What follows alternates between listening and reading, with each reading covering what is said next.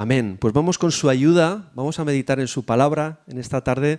Necesitamos esa palabra del Señor en nuestros corazones también, lo que el Señor quiere hablarte a tu vida en esta tarde, así que te pido que te dispongas, ¿no? De corazón, te dispongas en esta tarde a escuchar, a atender lo que el Señor quiere hablarte, lo que el Señor quiere decirte.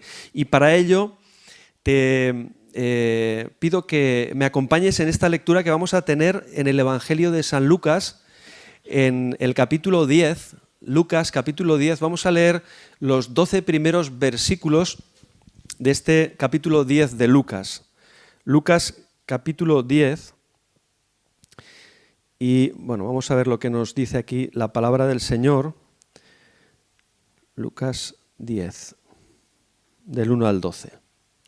Dice así, después de estas cosas designó el Señor también a otros 70, a quienes envió de dos en dos delante de él a toda ciudad y lugar a donde él había de ir.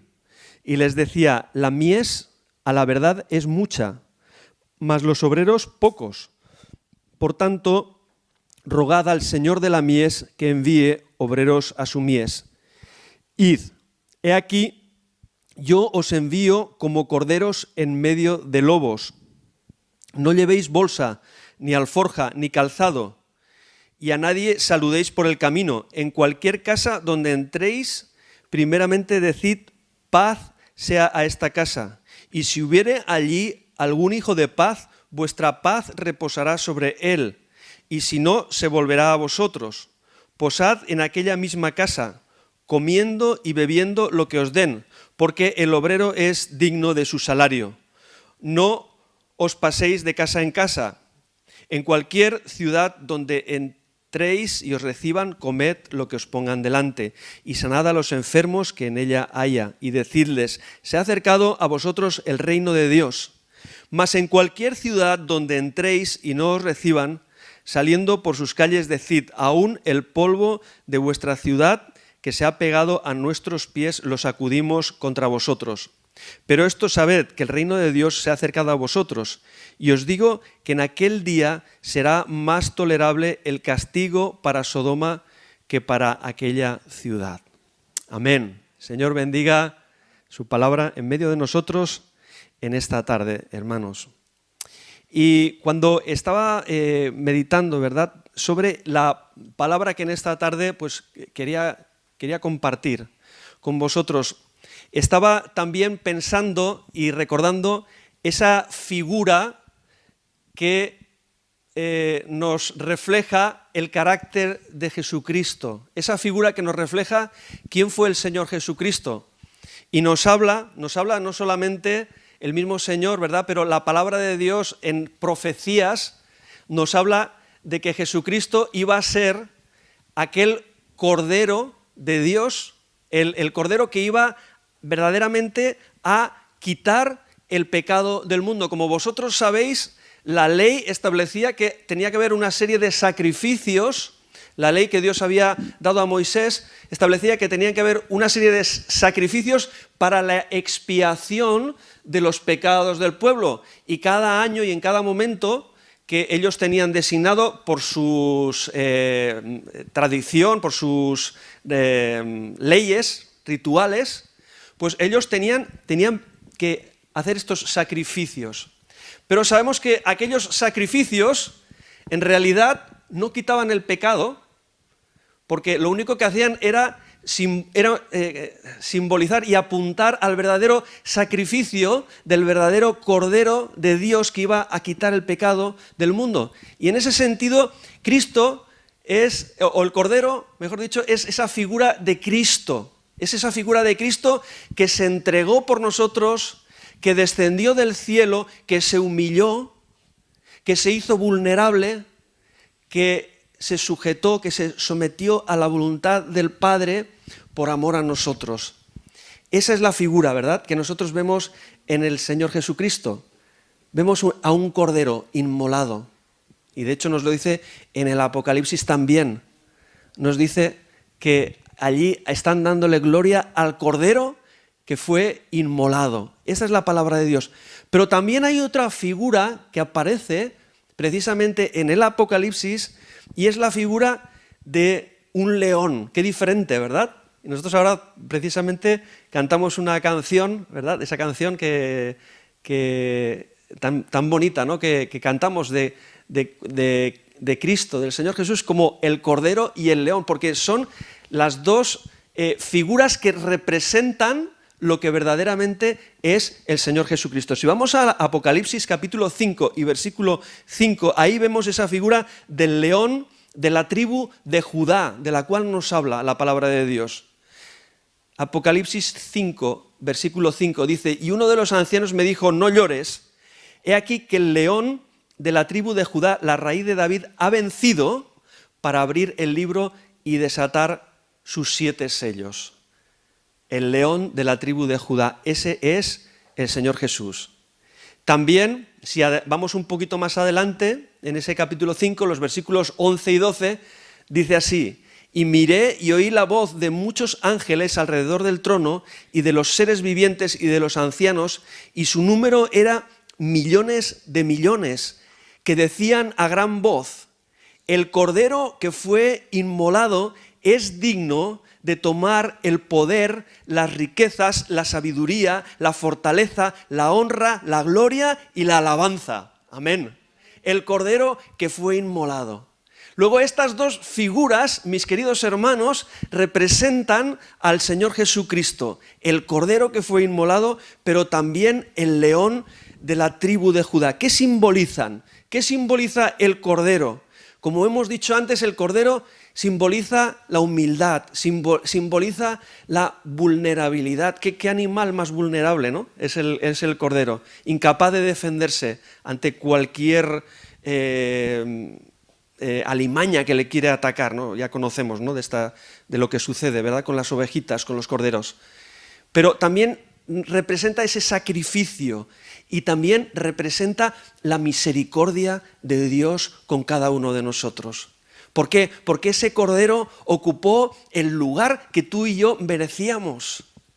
Ese Cordero se sacrificó por nosotros y ese Cordero representa el amor, la compasión de Dios hecha realidad.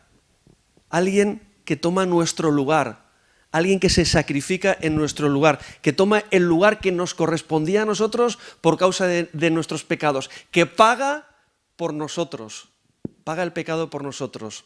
Ese es el símbolo del Cordero. Ahora, ¿qué simboliza el león? El león simboliza soberanía, simboliza poder. Y si habéis visto los escudos de muchas naciones, los escudos en muchas naciones aparece el león, a veces también aparece el águila, como símbolo de poder. Sabemos que el león, ¿quién puede ir contra el león? Él es el rey de la selva, ¿no? Dicen.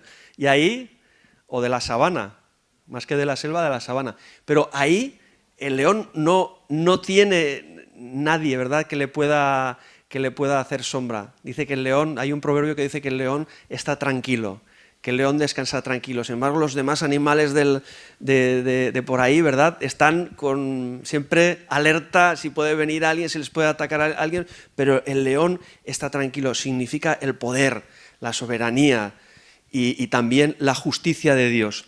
Ambos, hermanos, simbolizan la persona de Jesucristo, pero en dos momentos diferentes de la historia, en dos momentos diferentes. Jesucristo, en su primera venida a este mundo, vino como ese Cordero humilde, sumiso, y que iba a ser el sacrificio de Dios para este mundo, para esta humanidad. En ese momento. Pero también Jesús, cuando es representado por el león, nos está hablando de Jesucristo en su segunda venida. En su segunda venida, el Señor Jesús ya no va a venir como un cordero sumiso y dispuesto a ser sacrificado. No, va a venir para establecer su justicia, va a venir para establecer su reino, va a venir para establecer su autoridad. Amén. Venciendo, como dice la palabra, y para vencer. Esa es Ese es el reflejo de nuestro Señor Jesucristo. En la palabra de Dios lo vemos. No significa que cuando el Señor Jesús vino en su primera venida, como un cordero, humilde, manso y dispuesto a ocupar nuestro lugar en aquella cruz, a ser herido y muerto por nuestras transgresiones y por nuestros pecados, no significa que Jesucristo no tuviera poder. Pero Él no quiso hacer uso de su poder. Vamos un momento al Evangelio. Cuando Jesús está en Getsemaní, momentos previos a que al Señor Jesús lo llevaran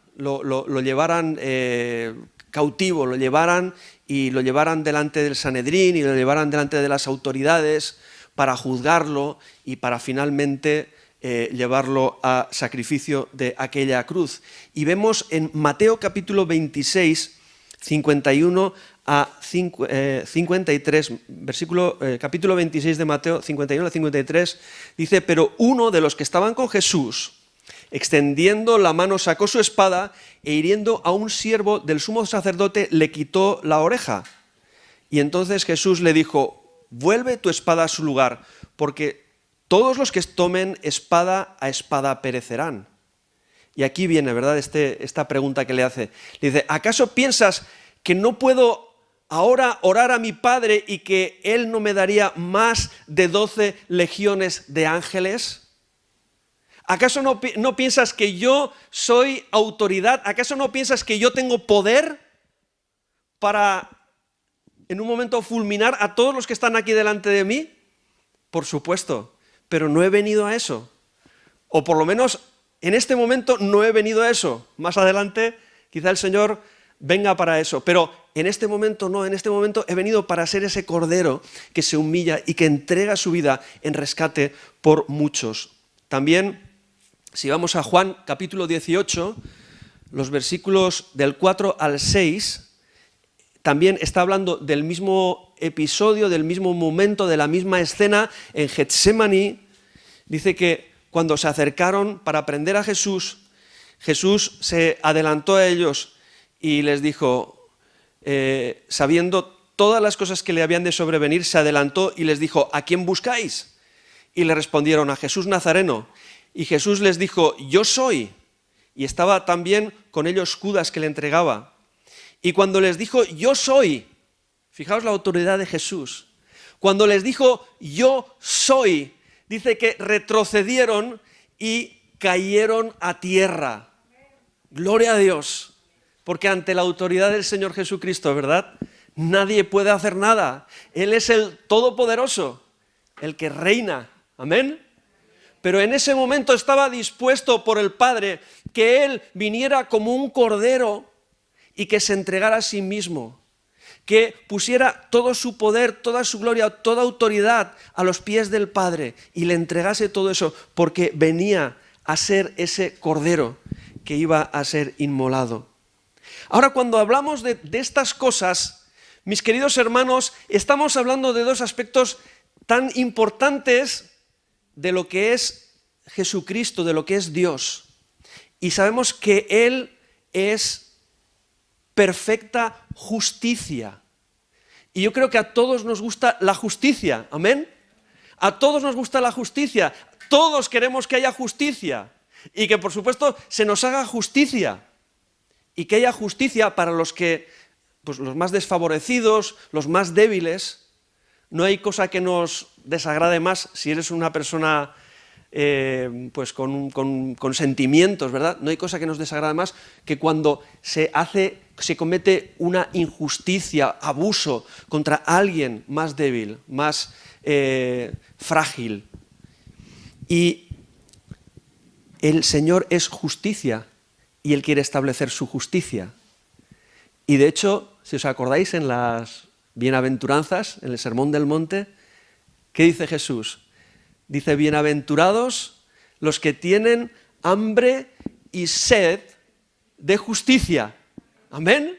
Bienaventurados, felices, dichosos los que tienen hambre y sed de justicia, porque ellos serán saciados. Gloria a Dios. que Dios ha prometido justicia, que Dios va a hacer justicia. Esta es una realidad. A todos nos gusta la justicia, ¿no? Cuando vemos una peli de estas que está el malo muy malo, que hace cosas muy malas, todos queremos, ¿cómo queremos que acabe la película? Que se haga justicia, ¿verdad? Y que el malo acabe donde tiene que acabar. Mal tiene que acabar.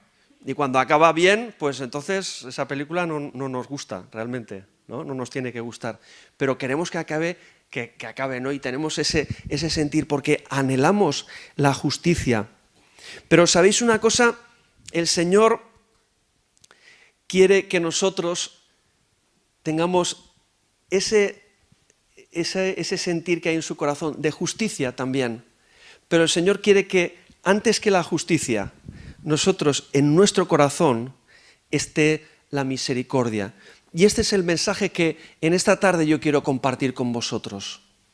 Porque, como nos dice Santiago capítulo 2 y versículo 13, dice así: porque juicio sin misericordia se hará con aquel que no hiciere misericordia. Dice, y la verdad, la misericordia, subraya esto, triunfa sobre el juicio. Dios es perfecta justicia, pero antes es misericordia. ¿Amén? Gloria a Dios por ello. Gloria a Dios porque la perfecta justicia de Dios nos hubiera condenado eternamente a ti y a mí. Porque éramos pecadores, porque éramos injustos, porque éramos egoístas, porque estábamos lejos de la justicia de Dios y habíamos sido declarados de parte de Dios culpables delante de Él. Y solamente la misericordia de Dios, si no fuera por la misericordia de Dios, tú y yo no estuviéramos aquí ahora en este momento. Y estábamos destinados a una condenación eterna. Pero gracias a que el Señor ocupó ese lugar que a ti y a mí nos correspondía, gracias a que el Señor Jesús tomó esa posición de cordero humilde, manso y dispuesto al sacrificio, tú y yo hoy podemos ser beneficiarios de la misericordia de Dios. Ahora, el Señor se alegra de que nosotros anhelemos, busquemos la justicia, pero sabes, por delante de la justicia, el Señor te está hablando en esta tarde, nos está hablando y nos está diciendo, sí, está bien que busquemos la justicia de Dios, que se haga justicia, pero antes de la justicia viene la misericordia. Igual que tú y yo hemos recibido esa oportunidad, esa misericordia de parte de Dios, también cualquier criatura, cualquier persona de este mundo también necesita la oportunidad que Dios quiere traer a su vida. ¿Amén? Necesita la misericordia de Dios. De ahí que el Señor, en el pasaje que hemos leído, ahora si queréis vamos a volver de nuevo a Lucas capítulo 10 y en el versículo 3, cuando el Señor Jesús envía a sus discípulos a predicar el Evangelio, a traer el mensaje de salvación, a traer libertad, dice que Él los envió y dice, id, he aquí, yo os envío como corderos. El Señor nos está enviando como corderos en medio de lobos. Es verdad. El Señor nos envía como corderos en medio de lobos. Nos está enviando a un mundo que se opone a Dios, a un mundo que es hostil al amor de Dios, al mensaje del Evangelio. Esta es la realidad.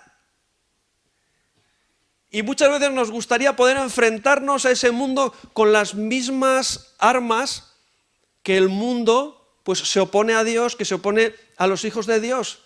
Pero el Señor no nos ha llamado a esto. Amén. De la misma manera que Él podía haber reclamado esas legiones de ángeles en aquel momento para que ni un rasguño ni un pelo de su cabeza fuese tocado, el Señor también nos llama a cada uno de nosotros a ser esos corderos que van en medio de este mundo que está lleno de lobos, como dice aquí en su palabra. Entonces, es algo, ¿verdad?, que a nosotros nos choca mucho, que a los discípulos del Señor les chocaba mucho. Era algo que no acababan de entender. ¿Por qué, Señor? Porque tú eres justo, porque tú eres perfecto. ¿Por qué tienes que padecer? ¿Por qué tienes que sufrir en manos de los malvados, en manos de los impíos, de los pecadores? Pero el Señor Jesús dijo, ¿verdad? ¿Os acordáis cuando Pedro le dijo, cuidado, Señor, que nada de esto te acontezca? ¿Por qué te tiene que pasar todo eso? Y el Señor Jesús le dijo, quítate de mí, Satanás, apártate de mí. Deja todo esto, porque conviene, esto es la voluntad del Padre. Esta es la verdadera victoria. Es una victoria que para nosotros se nos antoja algo paradójica, porque fíjate, ¿no?, lo que es. En aquella cruz, que es el símbolo de la derrota, el símbolo del final. Sin embargo, para nosotros es un símbolo de victoria, es un símbolo de esperanza, es un símbolo de salvación. ¿Amén? Y Dios quiere que tú y yo entendamos que necesitamos seguir el camino de Cristo, que tú y yo necesitamos ser como Él fue, tener ese mismo carácter sumiso, sujeto a la voluntad de Dios, manso y dispuesto al sacrificio. Esto es a lo que el Señor nos está hablando, queridos hermanos.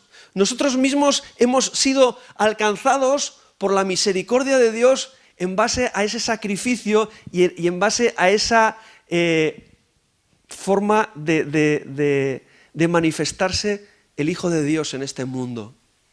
Por eso necesitamos vivir como Él vivió, caminar por ese mismo camino de humildad, de mansedumbre, de obediencia al Padre. Nosotros hemos alcanzado la misericordia según la gracia de Dios en nuestras vidas. ¿Por qué no deberían tener otros también la oportunidad que nosotros hemos tenido? ¿Es así o no, hermanos? Dios quiere dar la oportunidad a otros. Dios quiere dar la oportunidad a otros. Y quiero que vayamos a una historia preciosa que nos habla de esta palabra que en esta tarde os estoy compartiendo, de este mensaje que estoy trayendo en esta tarde. Y es la historia de Jonás. ¿Cuántos conocéis la historia del profeta Jonás? Levanta tu mano, por favor. ¿Sabéis? Jonás fue aquel profeta que Dios mandó a predicar arrepentimiento a la ciudad de Nínive.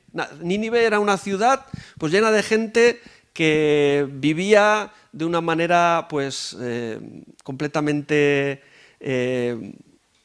pecaminosa, inicua y yo qué sé, qué adjetivos poner ahí, y de espaldas a Dios, inmoralidad, pues injusticia, tantas cosas malas había en aquella ciudad que nos dice la palabra de Dios, según leemos en Jonás capítulo 1 y versículos del 1 al 2, dice que vino palabra de Jehová, el Señor, a Jonás, hijo de Amitai, diciendo, levántate y ve a Nínive, aquella gran ciudad, y pregona contra ella, porque ha subido su maldad delante de mí. Y no sé si recordáis, pero en cierta ocasión, tiempo antes, también había sucedido lo mismo con otras ciudades llamadas Sodoma y Gomorra, y dice que la maldad se había incrementado tanto en aquellas ciudades que la copa de la paciencia de Dios se había colmado y Dios decidió derramar su juicio sobre aquellas ciudades. Y a esto, algo parecido, estaba a punto de acontecer a la ciudad de Nínive. Ahora Dios quiere siempre dar una oportunidad, porque antes de la justicia, antes del juicio, siempre Dios quiere traer misericordia, quiere traer una oportunidad. ¡Aleluya! ¡Gloria a Dios! Porque yo cuando miro esto, ¿verdad?, no estoy mirando a los que merecen esa justicia, a los que merecen ser ajusticiados, porque me veo a mí mismo. Amén, hermano, querido. Me veo a mí mismo, que yo mismo era merecedor del juicio, del castigo de Dios. Pero sin embargo, el Señor tuvo misericordia de mí. El Señor mostró su misericordia a mi favor. Y de la misma manera, en esta preciosa historia que muchos de vosotros conocéis. Y si no la conocéis, os invito a que lo leáis. Este libro de Jonás es un libro muy cortito. Tiene solamente 4 capítulos. Es una historia muy bonita que les contamos a los niños. Porque Jonás, pues, como ahora veréis, no estuvo de acuerdo con la idea de Dios. Jonás era alguien que veía la maldad de aquellas gentes y él pensaba que aquellos no merecían el perdón, merecían precisamente el castigo de parte de Dios como consecuencia de su maldad, de sus pecados, de su injusticia, de su inmoralidad y de un largo etcétera de calificativos que podríamos decir en esta tarde acerca de aquella gente. Verdaderamente no merecían, pero Dios quiso mostrar misericordia, quiso dar una oportunidad de arrepentimiento como lo hizo o lo ha hecho contigo y conmigo. Ahora Jonás no estuvo de acuerdo con la idea de Dios de ir a Nínive a advertirles de su juicio si no se arrepentían. Seguramente se sentía mejor con la idea de Dios de que acabara con todos aquellos malvados. Aquello era lo que aquella gente de Nínive merecían. ¿Y sabéis qué sucedió? Sí, lo sabéis, muchos de vosotros lo sabéis, ¿verdad? Conocéis la historia. Pero Jonás no estuvo de acuerdo con Dios y cogió el camino contrario y huyó y no quiso ser parte del plan misericordioso que Dios tenía con los de Nínive. Hizo lo contrario de Jesús, ¿verdad? Jesús estuvo dispuesto a pagar el precio de su propia vida por nuestra salvación. Sin embargo, Jonás no quiso, no estuvo dispuesto. No quiso huir la responsabilidad que Dios le había dado para llevar a cabo aquella misión y tal vez pudiera pensar, igual no me querrán escuchar si voy allí. No sé lo que pasó por su mente. O se revuelvan contra mí. Quizá podría pensar, igual estos voy allí a predicarles y a decirles que se tienen que arrepentir, igual me matan. No sé si pensaría de esta manera, pero también era una posibilidad, ¿verdad? O tal vez, que es lo que sucedió al final, me escuchen y se arrepientan y eviten así el justo juicio de Dios, lo que verdaderamente merecen por causa de sus males. Y claro, él se marchó, ¿verdad? Dice que subió a un barco y se puso rumbo, en vez de a Nínive, dice que vino aquí, hacia España, ¿no? Se ve que en aquella época ya teníamos fama, España, de ser un lugar de sol, ¿no? Porque precisamente Tarsis, la zona de Andalucía y todo aquello, me imagino que sería un buen destino, ¿no? Para uno, pues, tener una vida tranquila y sosegada, en fin, no sé, pensando que de esa manera escaparía de Dios, escaparía de la presencia de Dios. Es lo que nos relata el libro de Jonás. ¿Pero qué sucedió? Que nada de esto pasó, ¿verdad? Que en medio del mar, cuando él estaba rumbo a Tarsis, nos dice la palabra, dice que se levantó una gran tormenta allí en medio del mar y que las olas cada vez eran más y más grandes. Pero él permanecía dormido ante la situación que estaba viviendo toda la tripulación y todas las personas que iban en aquel barco. Las olas venían y cada vez eran más grandes. Y aquellos estaban rezando a sus dioses y estaban intentando aligerar la carga del barco para que el barco no naufragara y todos perecieran en aquel momento mientras Jonás estaba durmiendo. ¿No te recuerda esto algo, hermanos? ¿No nos vemos reflejados en Jonás también nosotros a veces? Cuando vemos alrededor nuestro esa tormenta que se está levantando, cuando vemos esas olas, esa primera ola, esa segunda ola, esa tercera ola cada vez más grandes, ¿no te está recordando algo? ¿Y ahora qué estamos haciendo tú y yo? Quizá estamos durmiendo tranquilamente en la bodega del barco, como era el caso de Jonás, desentendidos de todo lo que estaba pasando, de la suerte que vaya a correr esa embarcación. La cuestión es que no pudo permanecer mucho más tiempo. De pronto nos dice la historia que apareció el capitán del barco y le dijo: ¿qué haces? ¿Qué estás haciendo tú ahí, dormilón? ¿Qué estás haciendo, dormilón? ¡Despierta! haz algo. Yo que sé, clama a tus dioses o a quien sea, reza o haz lo que sepas, pero no te quedes ahí dormido, haz algo. Fíjate, ¿verdad? El capitán del barco, un hombre pagano, un hombre que no conocía a Dios ni nada, pero le está diciendo que hiciera algo, que hiciera algo. Ahora Jonás se da cuenta de su propia realidad. Se da cuenta de que aquella tormenta se ha levantado por su culpa. Se da cuenta de que él no está haciendo su parte, no está haciendo lo que le correspondía. Como estaba diciendo antes nuestra hermana Valeria, ¿verdad? La palabra que ella ha dicho, digo, fíjate, ¿ves? Esto también va en la línea que yo voy a compartir esta tarde. Porque tú y yo tenemos que vivir ese ministerio de la reconciliación del que nos habla la palabra, del que nos habla el apóstol Pablo. Porque tenemos que ser esos intermediarios que le digamos al mundo, reconciliaos con Dios. Dios os ama, Dios os está buscando. Dios no quiere traer su juicio sobre esta tierra. Dios no quiere traer el castigo que esta tierra merece, pero necesita que os volváis a Él, necesita que os reconciliéis. Así que el Señor nos está llamando a nosotros también, como llamó a Jonás. No te desentiendas, querida iglesia, amada iglesia, de la responsabilidad que Dios está poniendo en tus manos en este momento. Porque el Señor quiere que tú vayas con valentía, que tú proclames el mensaje de salvación. Es verdad que a la gente no les gusta que les digan lo que están haciendo mal, que a la gente no les gusta que les digan que son pecadores, que necesitan arrepentirse. No les gusta. Pero es la única salida, es la única solución, es la única esperanza que tienen. Aceptar la oportunidad que Dios les da. Y Dios quiere traer esa oportunidad, quiere traer esa misericordia. Antes de traer su juicio, antes de traer su castigo, Él quiere dar una oportunidad. Y ahí tú y yo, al igual que Jonás, jugamos un papel muy importante, queridos hermanos. Porque tú y yo somos los emisarios que Dios quiere enviar. Somos la voz de Dios en este mundo.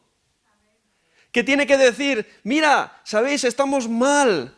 Y la situación puede ir a peor, pero sabed que hay esperanza en Dios. Sabed que Dios os ama. Sabed que Dios no quiere traer su juicio, no quiere traer su castigo, sino que quiere traer misericordia, quiere dar una oportunidad.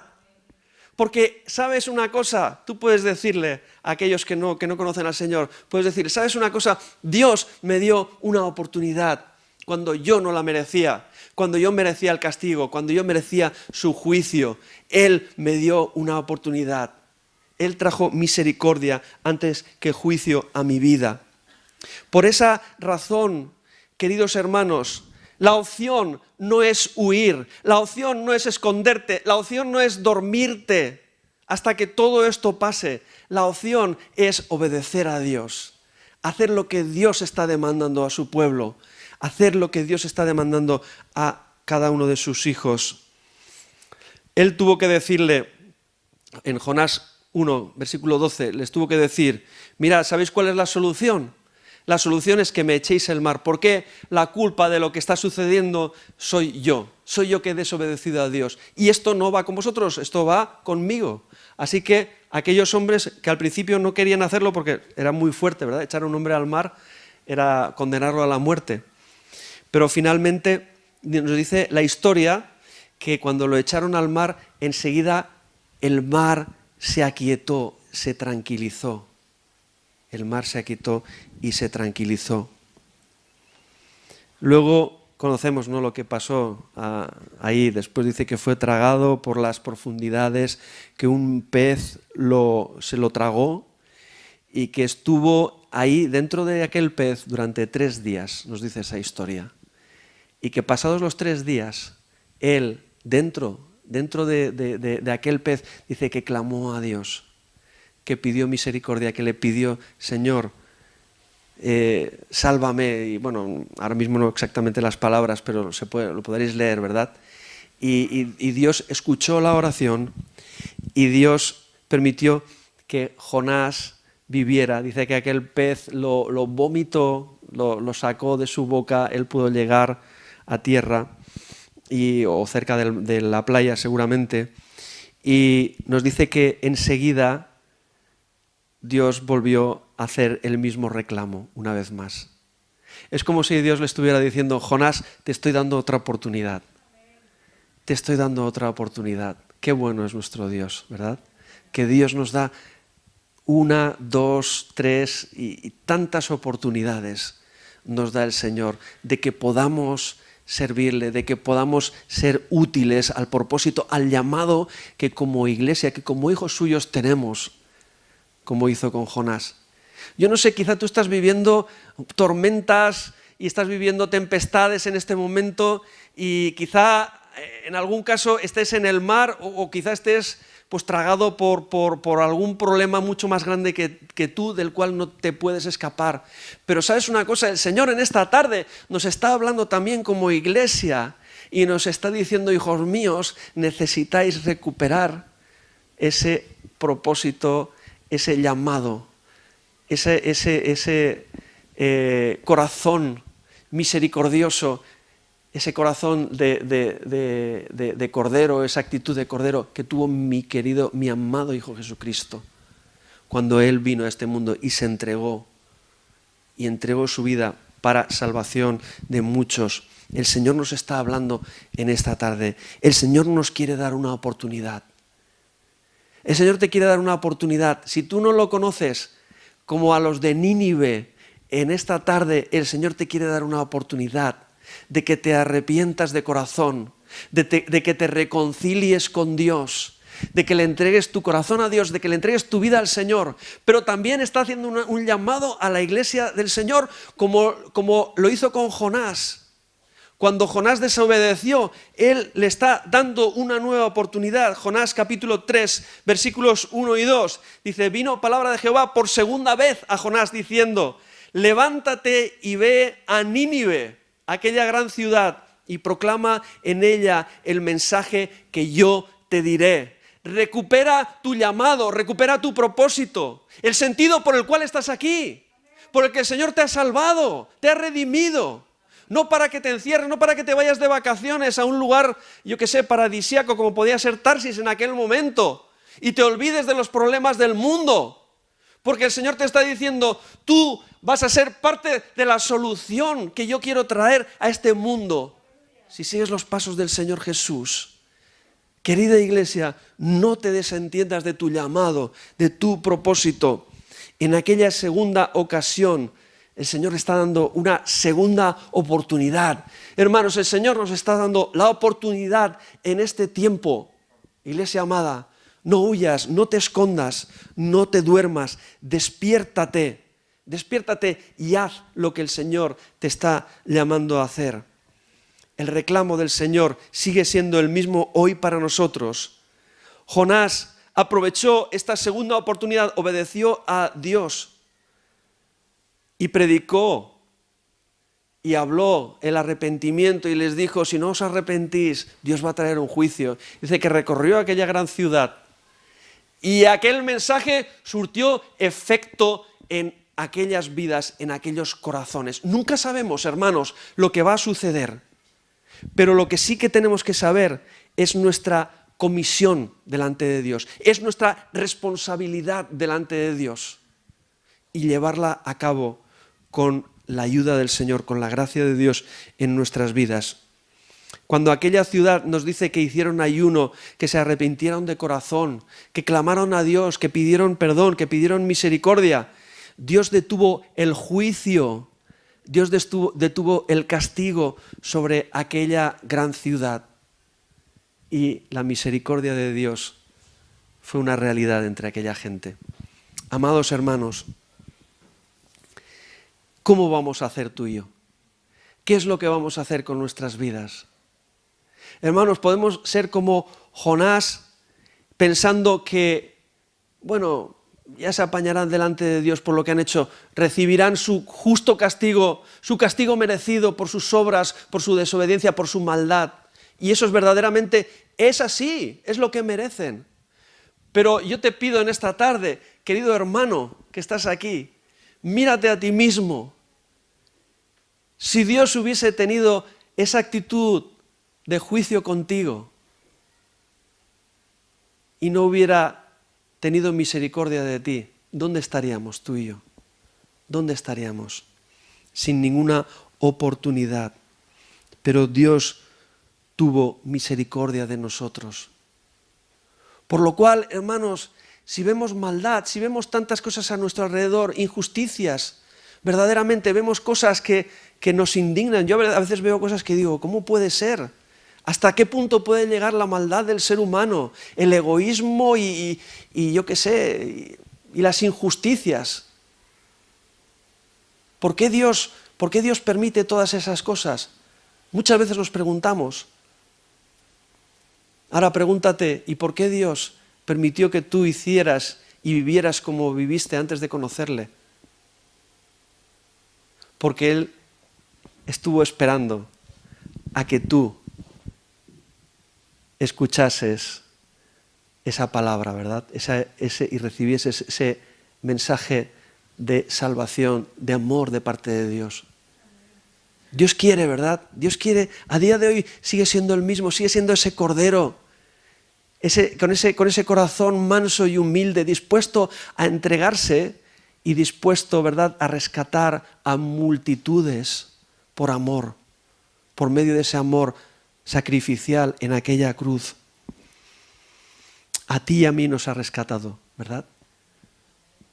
Dios quiere seguir rescatando, Dios quiere seguir obrando y lo quiere hacer contigo y conmigo. En esta tarde, hermanos, ¿cuál es nuestro corazón? ¿Será como el de Jonás? ¿O será como el de Jonás después, que obedeció al menos, ¿verdad? Aunque el final de la historia parece que no estaba muy contento con el resultado, pero Dios sí estaba contento, hermanos. Lo importante es que Dios sí está contento. Cuando hay un pecador que se arrepiente, que dice la palabra que hay gozo, que hay alegría, que hay fiesta en el cielo por un pecador que se arrepiente. Y nos dice la palabra de Dios que Dios está retrasando su juicio, está teniendo paciencia. ¿Para qué? Para que los hombres, ¿verdad?, procedan al arrepentimiento, se arrepientan delante de Dios. Y antes del juicio, Dios quiere traer su misericordia. Por eso, mis queridos hermanos, para terminar esta palabra, Dios es un Dios justo, perfectamente justo. No se le va a escapar nada. El día que tenga que hacer justicia, Él hará justicia. Pero antes de hacer justicia, tendrá misericordia.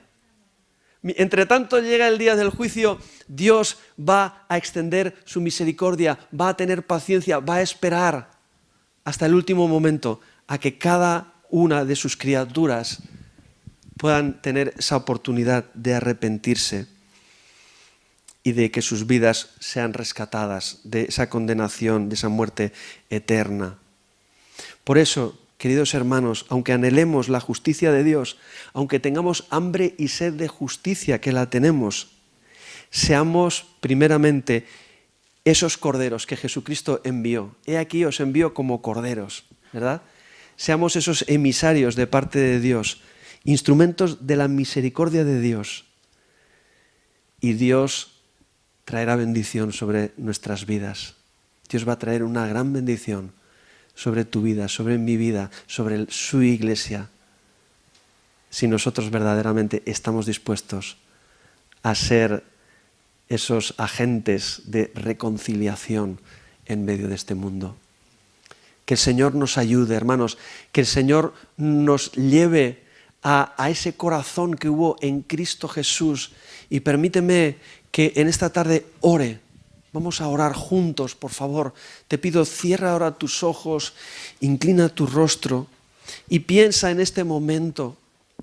Si tú tienes un corazón justiciero, si tú tienes un corazón que está esperando, ¿verdad?, que Dios haga justicia, que Dios ponga en su lugar a aquellos que se lo merecen, a aquellos que son malvados, a aquellos que abusan de los demás, a aquellos que abusan del poder, a aquellos que no tienen en cuenta a los débiles, a las personas frágiles de este mundo. Hoy el Señor Jesús quiere que tú veas con otros ojos. Hoy el Señor Jesús quiere que tú veas con misericordia. Aunque es verdad, lo que sentía Jonás era lo que merecían aquellos de Nínive. Quizá lo que sientes en tu corazón es lo que merecen esas personas que están abusando de su poder, de su autoridad, están abusando y están haciendo el mal. Pero sabes, Dios quiere darles también una oportunidad, como te la dio a ti y a mí. Y en esta tarde el Señor quiere que tú tengas un corazón bien diferente al que tenía Jonás. En esta tarde hoy el Señor quiere que tú tengas el mismo corazón, el mismo sentir que hubo en Cristo Jesús. Ese corazón de aquel que estaba entregando su vida, de aquel cordero que subió a la cruz y que aún cuando estaba siendo muerto y estaba sufriendo lo que no merecía, estaba reclamando el perdón de Dios para aquellos que estaban delante de Él. Querido hermano, ese es el corazón que el Señor nos llama a tener en esta hora. No un corazón vengativo, no un corazón justiciero, pero un corazón lleno de misericordia, como el Señor la tuvo contigo y conmigo. Quizá hoy es el momento de que tú perdones. Quizá hay personas que te han hecho daño. Quizá hay personas a las que tú les tienes rencor, resentimiento, sobre las cuales desearías que recibieran la justa retribución a su maldad. Y quizá lo que tú estás sintiendo en tu corazón es lo que verdaderamente merecen. Pero recuerda, tú también merecías lo mismo. Y el Señor tuvo misericordia de ti. Por eso hoy el Señor te dice: hijo mío, busca esa misericordia. Busca esa misericordia, busca ese amor compasivo que hay en mí. Ama con misericordia, como veíamos unos domingos atrás, nos está diciendo el Señor. Esas personas necesitan encontrar al Señor, necesitan encontrar la oportunidad que Dios les da. Y Señor, hoy queremos pedirte, Dios mío, porque sabemos que muchos de nosotros no somos capaces de amar como tú amaste, Señor. Nos resulta fácil amar a aquellos que nos aman, a aquellos que son buenos con nosotros, pero no tanto a aquellos que nos han hecho daño o que han hecho daño a otras personas. Bendito Dios, pero tú aún amas a esas personas y quieres tocar sus corazones para que se arrepientan de todo lo que han sido, de todo lo que han hecho. Iglesia amada, el Señor nos quiere dar una oportunidad de ser llenos del amor del Señor. Vas a ser indiferente. Vas a dejarlos delante de ese juicio que verdaderamente merecen. O vas a hablarles de ese amor de Dios que un día te dio la oportunidad. Te dio la oportunidad de arrepentirte, de ser cambiado y de ser hecho un hijo de Dios. Hoy es momento de que nos pongamos delante del Señor. Es momento de que le pidamos perdón. No sé si eres como aquellos de Nínive, que estás viviendo tu vida de espaldas a Dios. Hoy el Señor también te está diciendo a ti: arrepiéntete de corazón. Si quieres salvar tu vida, arrepiéntete, porque yo hoy quiero extender mi misericordia en ti. Si tú estás dispuesto a renunciar al pecado, a renunciar a toda tu maldad y volverte a Dios, hoy Dios te está dando la oportunidad. Pero también te dice: iglesia amada, reacciona. Iglesia amada, despierta. Iglesia amada, ocupa el lugar que el Señor te está llamando a ocupar en este tiempo. Y si no lo estás haciendo, hoy es momento para que tú le digas: Dios mío, perdóname, Señor, no quiero seguir mirando con esa mirada. Señor, quiero mirar como tú miraste, Señor, siendo ese cordero manso, humilde, dispuesto a ser utilizado por ti, Señor Jesús. Ya vendrá el tiempo, Señor, que tú vendrás como un león. Ya vendrá el tiempo que tú traerás tu justicia sobre aquellos que han tenido la oportunidad de arrepentirse y la han rechazado. No queda más esperanza. Pero primero, antes del juicio, el Señor quiere traer su misericordia.